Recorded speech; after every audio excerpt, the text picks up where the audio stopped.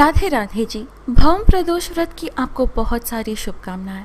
मैं हूँ कात्यायनी और स्वागत है आपका पवित्र वचन यूट्यूब चैनल में। भोलेनाथ को प्रसन्न करने वाला व्रत भगवान शिव जी को समर्पित व्रत होता है प्रदोष व्रत। जब अन्य व्रत महीने के हिसाब से उनका महत्व और कथा जुड़ी हुई होती है, प्रदोष व्रत का महत्व और कथा वार के हिसाब से होता है। आज है भौम प्रदोष व्रत। भौम यानी कि भूमि देवी का पुत्र अंगारक या मंगलदेव जी। मंगलदेव जो मंगलवार के अधिपति हैं। यह व्रत कुंडली में मांगलिक दोषों से मुक्ति दिलाने वाला है। साथ ही संतान प्राप्ति के लिए भी इस व्रत का काफी महत्व है।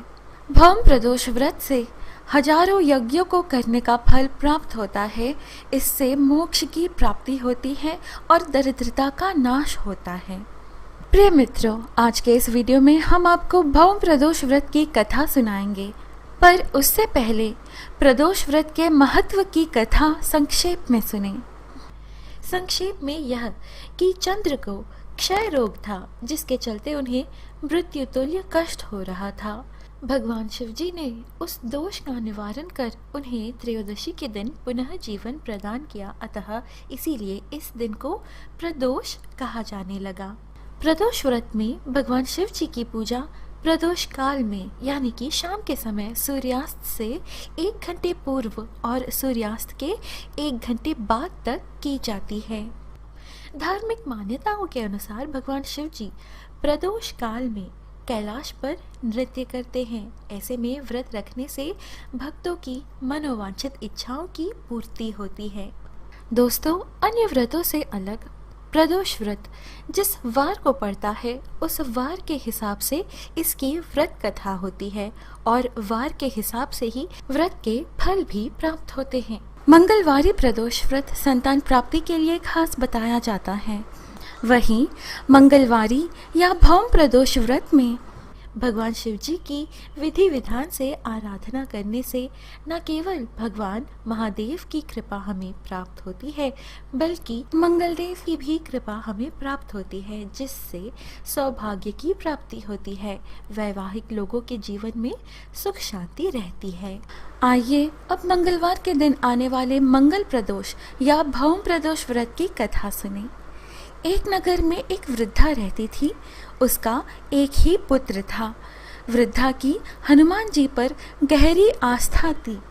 वह प्रत्येक मंगलवार को नियम पूर्वक व्रत रखकर हनुमान जी की आराधना करती थी। एक बार हनुमान जी ने उसकी श्रद्धा की परीक्षा लेने की सोची।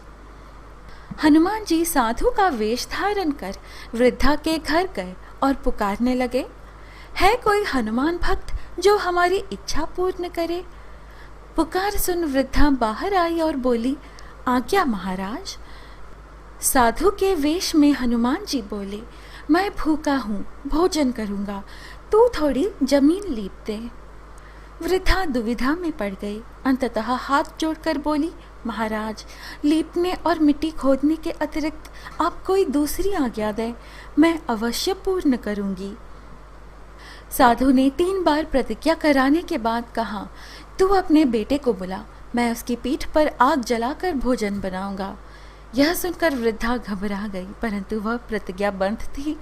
उसने अपने पुत्र को बुलाकर साधु के सुपुर्द कर दिया।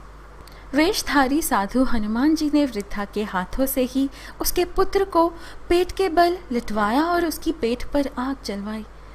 आग जलाकर दुखी मन से वृद्धा अपने घर में चली गई। इधर भोजन बनाकर साधु ने वृद्धा को बुलाकर कहा, तुम अपने पुत्र को पुकारो ताकि वह भी आकर भोग लगा ले। इस पर वृद्धा बोली, उसका नाम लेकर मुझे और कष्ट ना पहुंचाओ। लेकिन जब साधु महाराज नहीं माने तो वृद्धा ने अपने पुत्र को पुकार लगाई। अपने पुत्र को जीवित देख वृद्धा को बहुत आश्चर्य हुआ और वह साधु के चरणों में गिर पड़ी। हनुमान जी अपने वास्तविक रूप में प्रकट हुए और वृद्धा को भक्ति का आशीर्वाद दिया। प्रिय मित्रों, हनुमान जी इस घोर कलयुग के साक्षात देवता हैं। स्वयं भगवान शिव जी के अंश अवतार हैं। मंगलवार का दिन श्री हनुमान जी को समर्पित होता है और मंगल प्रदोष व्रत की कथा भी उन्हीं से जुड़ी है। अब जानिए प्रदोष व्रत मनाने की विधि। प्रदोष व्रत के दिन प्रातः सूर्योदय से पूर्व उठना चाहिए। नित्य कर्मों से निवृत्त होकर भगवान श्री भोलेनाथ का निरंतर स्मरण करते रहें। इस व्रत में आहार नहीं लिया जाता है। पूरे दिन उपवास रखने के बाद सूर्यास्त के 1 घंटे पहले स्नान आदि कर श्वेत वस्त्र धारण किए जाते हैं। प्रदोष व्रत की पूजा शाम के 4:30 बजे से लेकर शाम के 7 बजे के बीच की जाती है। अपने घर में पूजा स्थल को गंगा जल या स्वच्छ जल से शुद्ध करने के पश्चात हो सके तो गाय के गोबर से लीपना चाहिए और मंडप तैयार करना चाहे तो आप यह पूजा शिव मंदिर में भी जाकर कर सकते हैं। मंडप में 5 रंगों का उपयोग करते हुए रंगोली बनानी चाहिए, क्योंकि 5 संख्य भगवान भोलेनाथ को अति प्रिय है। पूजन की सभी सामग्री एकत्रित कर लें। उत्तर पूर्व दिशा की ओर मुख करके बैठ जाएं और ओम नमः शिवाय का जाप करते हुए भगवान शिव जी को जल चढ़ाएं। इस दिन भगवान शंकर जी, माता पार्वती, श्री गणेश जी और नंदी जी को पंचामृत व गंगाजल से स्नान करवाना चाहिए। इसके अनंतर बेलपत्र, गंध, अक्षत, फूल, धूप, दीप, नैवेद्य यानी भोग लगाना चाहिए। फल, पान, सुपारी, लौंग व इलायची आदि अर्पित करना चाहिए। भगवान शिव जी की 16 तरह की सामग्री से पूजा करनी चाहिए। इसके बाद 8 दीपक अलग अलग दिशाओं में जलाना चाहिए और दीपक रखते समय हर प्रत्येक बार प्रणाम करें। कथा समाप्ति के बाद हवन सामग्री मिलाकर 11, 21 या 108 बार ओम ह्रीम क्लीम नमः शिवाय स्वाहा मंत्र से आहुति दें। इसके बाद शिवजी की आरती करें। फिर उपस्थित जनों सभी में प्रसाद वितरित करें। इसके बाद ही भोजन करें। भोजन में केवल मीठी सामग्रियों का उपयोग करें। आइए मित्रों, अब प्रदोष व्रत की उद्यापन विधि जानें। इस व्रत को 11 या फिर 26 त्रयोदशियों तक रखने के बाद व्रत का उद्यापन करें। व्रत का उद्यापन त्रयोदशी तिथि पर ही करें।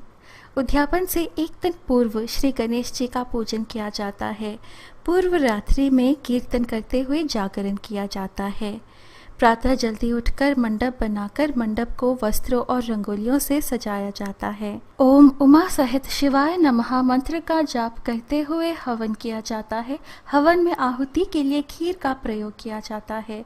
हवन समाप्त होने के बाद भगवान भोलेनाथ जी की आरती करें और अंत में ब्राह्मणों को भोजन कराया जाता है। प्रिय मित्रों, ये है आज का वीडियो। आशा है आपको अच्छी लगी। जाते जाते आपको एक सज्जन अनुस्मारक, इस वीडियो को लाइक, कमेंट और ज़्यादा से ज़्यादा शेयर करें। हमारे YouTube चैनल पवित्र वचन को सब्सक्राइब करें। हम फिर मिलेंगे अगले वीडियो में। जय बम बम भोले।